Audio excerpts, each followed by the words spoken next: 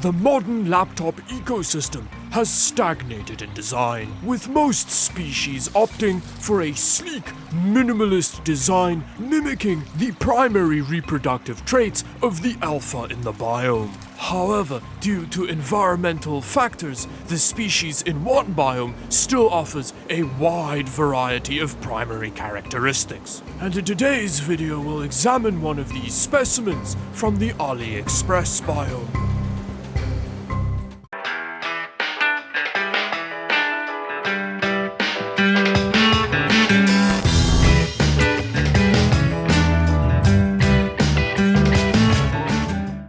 Hey, I see Box Tape Man's diversifying their portfolio to laptop packaging as well. Good for them. Ooh, computer notebook. That sounds fancy. Oh, I'm so glad for that sign. I was about to practice my Irish folk dancing on it, but now I know better. Wow, that is surprisingly standard looking laptop packaging. Whoa, that's a lot of accessories. We do get a very cheaply made USB to Ethernet adapter, and we also get a gaming mouse with it for some reason, which is weird because I don't think this is a gaming laptop, as you'll see from the power brick we got with it. I know laptop hardware is efficient, but this 2.5 amp wall wart looks like something you use to power an RGB strip, not a gaming laptop. Oh, it's like a laptop bag. That's also a very nice inclusion, I guess. Oh, there's more stuff. Wow, that is the thinnest mousepad ever, but it's the thought that counts with e-waste, you know? And the final accessory was a little booklet detailing all of the various terrible things that can happen to you while using a laptop. Wow, that is quite a laptop. It looks just really good. In terms of I/O, it's got a bunch on the back, which I really like. Although it's got a mini HDMI port on the back, which is real stupid. Why would you do that? On the left side, there is nothing. And then on the right side, which in my opinion is the wrong side to have the I/O, but at least we do get some more. We've got a USB port, a 3.5mm headphone jack, and what looks like a micro SD card slot. And then next to that, we have... What is...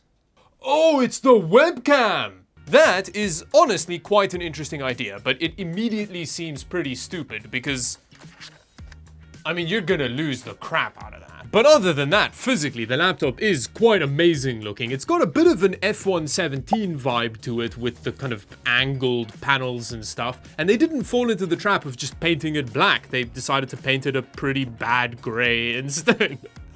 Although we do get a peel with it. Oh, yeah, that was good. Here is the bottom of our laptop. It's got a glory hole on it, I think. This may be the first laptop that I've seen in a very long time that comes with an upgrade glory hole. I'm gonna taper my excitement a bit here because it does look like it's just for like an M.2 upgrade. So I don't think you're gonna be able to use this to upgrade the RAM, but it's better than nothing. I'm still excited by that. Aside from that, there's not a whole lot under here. Does it pass the one-hand open test? Kind of, I guess. And then under there we have, I think this is the form factor that all trackpads should be. It's like an ultra-wide trackpad, but the main selling point, as far as I understand, of this laptop is the keyboard. That is a mechanical keyboard on a laptop that cost about 500 Canadian dollars. Now we do sacrifice quite heavily with a lot of the specs, but we'll look at that a bit later. Keycaps should pop out. They do! Now obviously the keys have very little travel because, you know, it's a laptop keyboard, but what's interesting to me is that it doesn't clatter and ring in the way that cheap mechanical keyboards often do.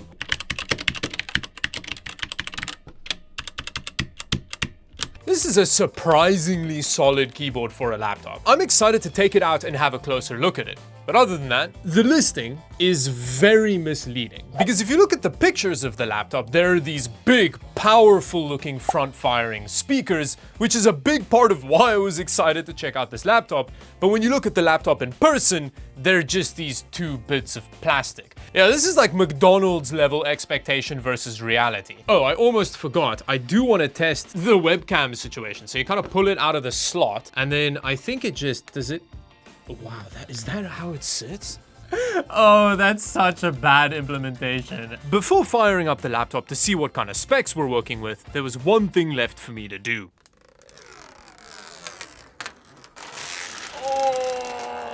Oh.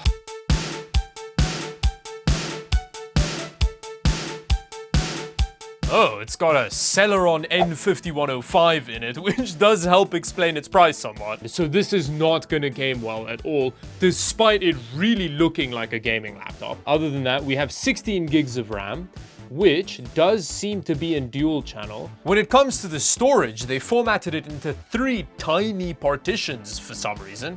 It's a bit weird. I then noticed something else which may be a bit of a problem for the gaming performance. Is that its native resolution? This laptop basically has a 4K display in it. That Celeron is gonna have a real tough time gaming on this display. On the bright side, it is wildly sharp.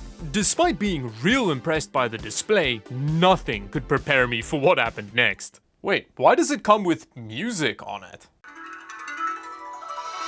Oh! Oh! Whoa! That was unbelievably loud. Wait, I need to get a decibelometer out for that. Okay, that was well over 100 decibels. That is actually legitimately crazy. What in the world? I mean, don't get me wrong, the quality is horrendous and it sounds like you're being attacked by ice picks. But 107 decibels peak? That's not even the front-facing speakers. It's coming from under there. What? To put this into perspective, a Zephyrus M16, a laptop with pretty good speakers, tops out at 70 dB with this track. Whereas the Aliexpress laptop measured at the same distance peaks at over 100. And considering that the decibel scale is logarithmic, that's more than 8 times as loud. And apparently we hear a 10 dB increase as a doubling in loudness. So the Aliexpress laptop has 3 times the perceived sound volume, which meant the obvious next thing to do was jump scare Anna with it. It comes with really weird music on it, if you want to hear. Yeah. Oh, that sound! Whoa. Aside from the sandpaper to the eardrum music, it did also come with a movie trailer on it. Oh, no way, it's Ice Age. What? And the webcam implementation was less than impressive. Hey, it does actually function. What happened to does?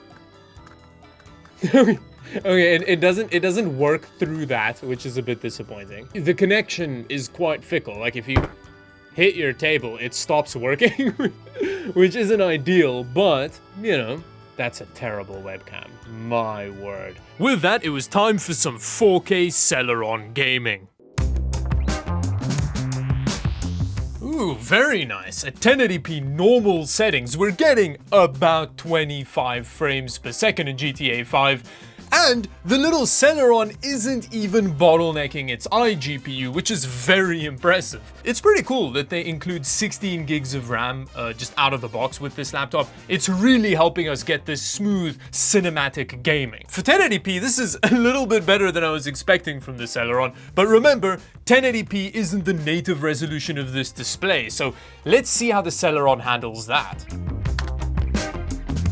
Okay, so 10 frames per second may not seem very impressive, but remember, this is almost 4K on the kind of CPU that would get bullied in a computer lab at an old age home. It's genuinely going better than I was expecting.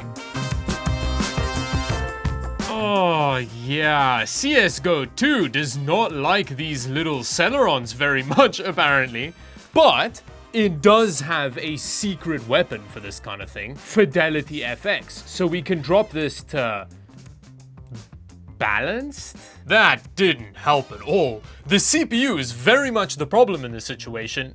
I I guess it makes sense. This is a bot match, so the laptop is having to deal with that as well. But either way, even at 1080p low settings with Fidelity FX on, CSGO 2 does not like the little Celeron very much. 120 milliseconds of latency between frames is not something you want in a game like CSGO. At which point I tried both Battlefield 5 and Cyberpunk, both of which refused to launch on the little Celeron. But there was one more game I wanted to try before tearing the laptop down.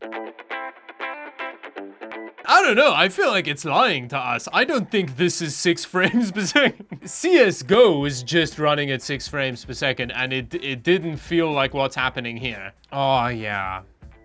Oh, so cinematic. Okay, no, we need to try it at the native resolution. Maybe we'll get it even slower, Mo. Yeah, this is way better. I feel like this is actually the way you're meant to play Doom Eternal, because the slow-mo really helps you line up your shots. With that, let's tear down the laptop. I'm really curious to have a closer look at this keyboard. This is a big day. Get to use a glory hole. Very excited. 2 screws and a little motion with my wrist, and just like that, we've got access to our M.2 drive. Aside from some semi-captive feeling screws and weird cracking sounds, removing the rest of the bottom was relatively untraumatic. This bottom plate is metal, very flimsy feeling metal, but it is metal. Under here, you can tell there's very little actual laptop. We've basically just got like a cell phone interior here, which they were nice enough to give us upgradable storage on. Having said that, this is quite a substantial cooling solution for a Celeron, which is good, but most of the laptop is taken up by that mechanical keyboard, which I think we'll get to by undoing screws through the other side. And then here are our speakers, which I want to have a closer look at because they do go remarkably loud, even if they do sound like you're having a night terror. The speakers were just part of the plastic battery assembly, and they just look like laptop speakers. I guess with a janky enough tuning, you can get anything to hit 100 dB. When it comes to removing the keyboard, I had to pull out a whole bunch of keycaps on the front to access the screws hidden under them. And after unplugging a couple ribbon cables, the keyboard leapt free. Hey, there we go. Here is the PCB they soldered all of the switches to. You can see we've got our little LED backs there. It uses 3 ribbon cables to connect to the laptop, 2 of which are these tiny annoying ones. On the other side, we've got a metal base plate under the switches, which I think is one of the reasons the keyboard feels so rigid when typing on it and why it doesn't ring and stuff. This keyboard just takes up so much space in this laptop. It's the reason why they could just fit a Celeron in here and why we have this ultra-wide little trackpad thing. What makes this laptop so fascinating is that it's the product of completely different priorities than what you normally see in laptops. Whoever made this thing clearly just loves mechanical keyboards and high pixel density displays over all else, and it was an interesting experiment. Who would have thought that the best laptop keyboard I've ever interacted with would be on a 500 Canadian dollar Aliexpress laptop? Oh, and it even had an upgrade glory hole on it. Anyway, with that, subscribe to the channel for more videos like this one, and until the next one, bye bye.